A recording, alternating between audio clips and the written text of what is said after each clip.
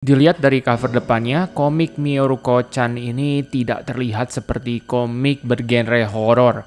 Manga ini udah mendapatkan adaptasi anime ya di tahun 2021 kemarin. Manganya sendiri saat ini udah memiliki 8 volume dan masih belum tamat. Manga ini baru aja diterbitkan oleh pihak MNC di Indonesia di bulan Maret 2023 dengan harga resmi 48.000. Review yang gue buat ini berdasarkan scanlation yang ada di internet, bukan dari versi Indonesia. Jadi mungkin terdapat perbedaan ya, terutama dalam masalah sensor dan gambar. Oke deh, sekarang kita bahas mulai dari artworknya ya. Gambar di manga ini bisa dikatakan cukup serem ya, dan bisa membuat gue kaget gitu. Tapi jujur, kalau dibandingin Junji Ito, levelnya masih kalah jauh ya. Cuma di manga ini terdapat efek kontras. Apa itu? Jadi kan kalau kalian lihat ya, gambar dunianya, karakternya, gambarnya itu tipikal serial cantik atau slice of life gitu, manis-manis dan imut-imut. Bukan creepy atau dark seperti gambar Junji Ito. Jadi ketika muncul gambar hantunya, jadi ada efek kaget aja gitu karena gambarnya kontras itu. Yang satu cute, yang satu kayak monster gitu. Gak disangka-sangka dan penempatannya itu pinter ya. Biasanya itu ada di halaman balikan. Satu hal yang gue perhatikan di manga Miyoruko-chan ini, sang pengarang sepertinya hendak memberikan fan service ya kepada pembaca pria ya. Kalian bisa ngelihat siluet dari pakaian dalam karakter wanita tergantung pada baju yang mereka pakai. Itu mungkin menghibur beberapa di antara kalian ya, tapi buat gua malah jadi kayak ilfeel gitu karena ya komik ini kan bukan fokusnya ke situ gitu. Kenapa mesti tambahin begituan gitu? Jadi nggak pada konteksnya deh, itu pandangan gua ya. Gua nggak tahu apakah disensor pada versi Indonesianya atau kagak ya. Buat yang udah baca versi Indonesianya tolong kasih tahu di kolom komentar. Nah, sekarang kalau masalah cerita ya, kalau ceritanya itu menceritakan seorang wanita indigo lah ya, bernama Miko Yotsuba yang memiliki kemampuan melihat hantu.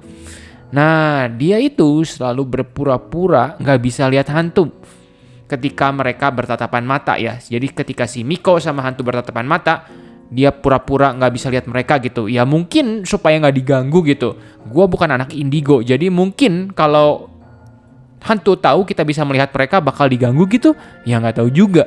Tapi ya itulah cerita di manga ini. Tiap chapter yang menceritakan kehidupan sehari-hari dia dan temannya.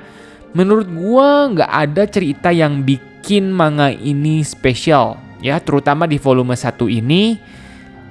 Tapi nggak tahu ke depannya ya. Sempet sih ada cerita yang bikin rada sedih di akhir volume 1 tentang ayahnya si Miko ya. Tapi ya udah deh, itu aja. Nah, kenapa nggak koleksi dan kesimpulannya gimana kan? Menurut gua manga ini biasa banget ya.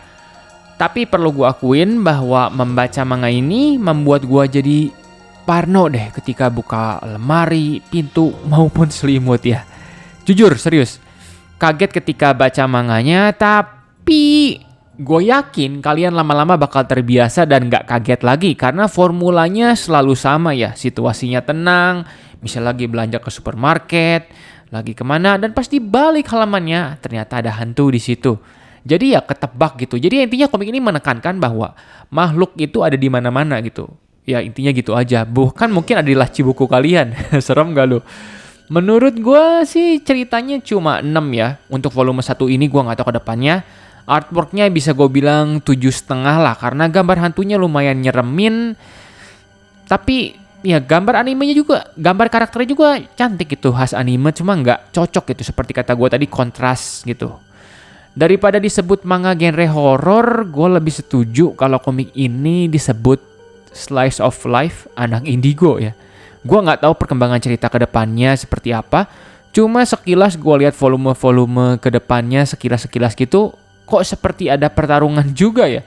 Nah, jadi bingung dong. Ya nggak tahu sih karena gue cuma baca volume 1 ini ya. Lagian kan emang ya gue cuma baca volume 1 aja gitu. Gue nggak gitu tertarik untuk ngelanjutin. Karena kalau gue tertarik untuk ngelanjutin pasti gue koleksi gitu ya.